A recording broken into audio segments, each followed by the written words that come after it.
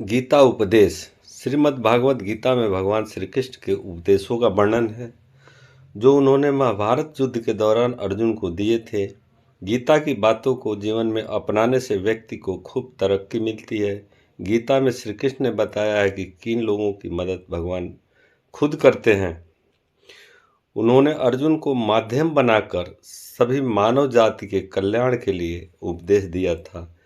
गीता के इन उपदेशों के जरिए कोई भी व्यक्ति अपने जीवन की सारी मुश्किलों को दूर कर सकता है। गीता में लिखा है कि जिस इंसान की सोच और नीयत अच्छी होती है, भगवान खुद ही उसकी मदद करने के लिए किसी न किसी रूप में जरूर आते हैं। श्री कृष्ण कहते हैं कि जो मौन को समझ ले वो पूजनीय होता है, फिर चाहे वो माँ हो, पत्नी हो, प्रेमी हो या परमेश्वर। भगवान का कहना है कि मनुष्य को अपने कर्मों के संभावित परिणामों से प्राप्त होने वाली विजय या पराजय, लाभ या हानि, प्रसन्नता या दुख इत्यादि के बारे में सोचकर चिंता से ग्रसित नहीं होना चाहिए। गीता में लिखा है कि जिस मनुष्य ने कभी विपत्तियां नहीं देखी, उसे अपनी ताकत का एहसास कभी नहीं होगा। विपत्तियां हर मनुष्य के अंदर से मजबूत बनाती है।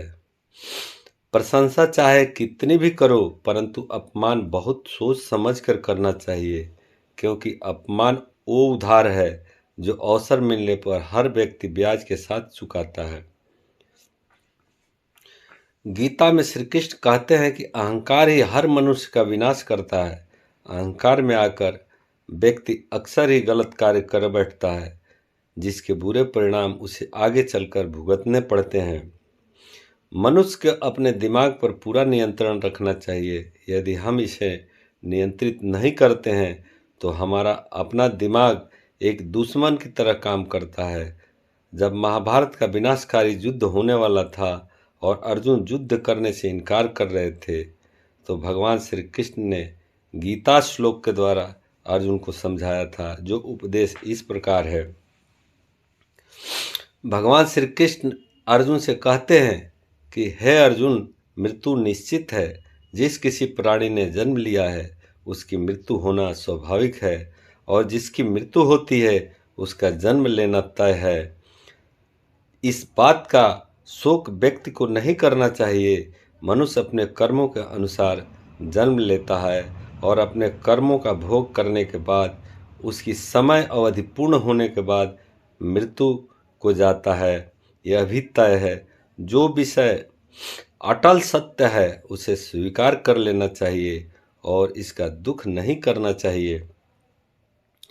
श्री कृष्ण ने अर्जुन के दुख के कारण दिया यह उपदेश। महाभारत की रणभूमि में अर्जुन ने अपने कई प्रियजनों को खो दिया था, जिस वजह से वह दुखी थे।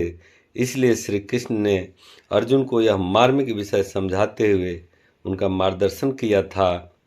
उन्होंने कहा था कि आत्मा को न शस्त्र काट सकते हैं, न आग उसे जला सकती है, न पानी उसे भिगो सकता है, न हवा उसे सुखा सकती है। और विषय विषय वस्तुओं के बारे में सोचते रहने से मनुष्य को उनसे आसक्ति हो जाती है। इससे उनमें इच्छा पैदा होती है और इच्छा में विघ्न आने से क्रोध की उत्पत्ति होती है। क्रोध से मनुष्य की मति मारी जाती है। मति मारी जाने से मनुष्य की बुद्धि नष्ट हो जाती है, और बुद्धि का नाश हो जाने पर मनुष्य खुद का अपना ही नाश कर बैठता है। श्रेष्ठ पुरुष जो जो आचरण करते हैं, दूसरे मनुष्य भी वैसा ही आचरण, वैसा ही काम करते हैं। वह जो प्रमाण या उदाहरण प्रस्तुत करता है, समस्त मानव समुदाय उसी का अनुसरण करने लग जाते हैं। कर्म पर ही तुम्हारा अधिकार है, कर्म के फलों में कभी नहीं। इसलिए कर्म को फल के लिए मत करो। कर्तव्य कर्म करने में ही तेरा अधिकार है, फलों में कभी नहीं। अतः तू कर्म फल का हेतु भी मत बन, और तेरी अकर्मण्यता में भी आसक्ति न हो।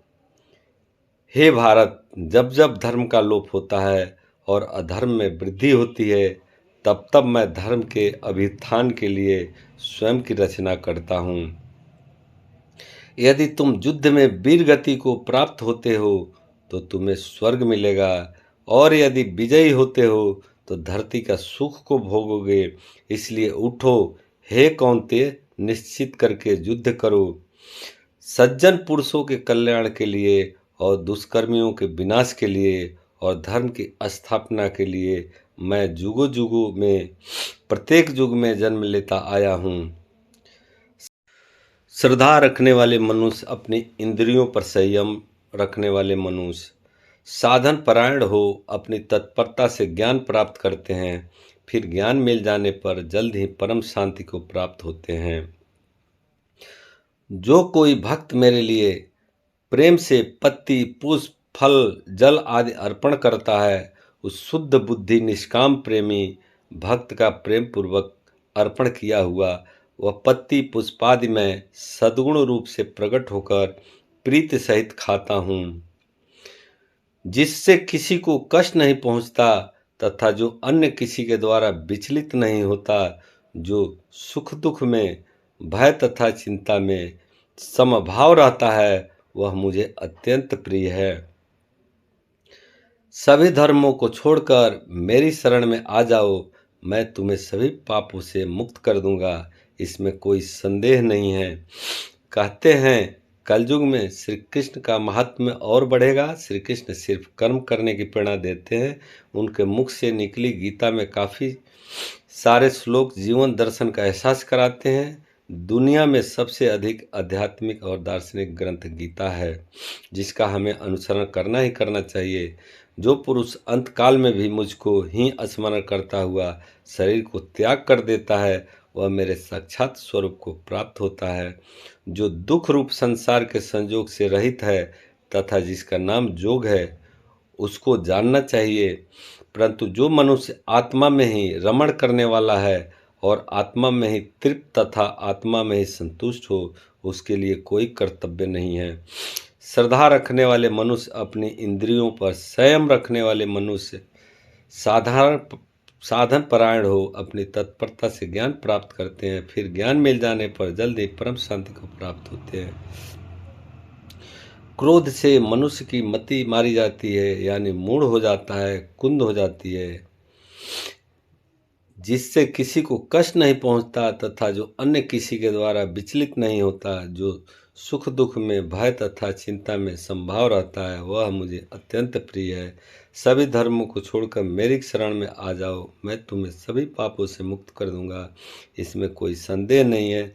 आत्मा को न शस्त्र काट सकता है, न आग उसे जला सकती है, न पानी उसे भिगो सकता है, न हवा उसे सुखा सकती है। हे कौन्तेय, और निश्चय करके युद्ध करो।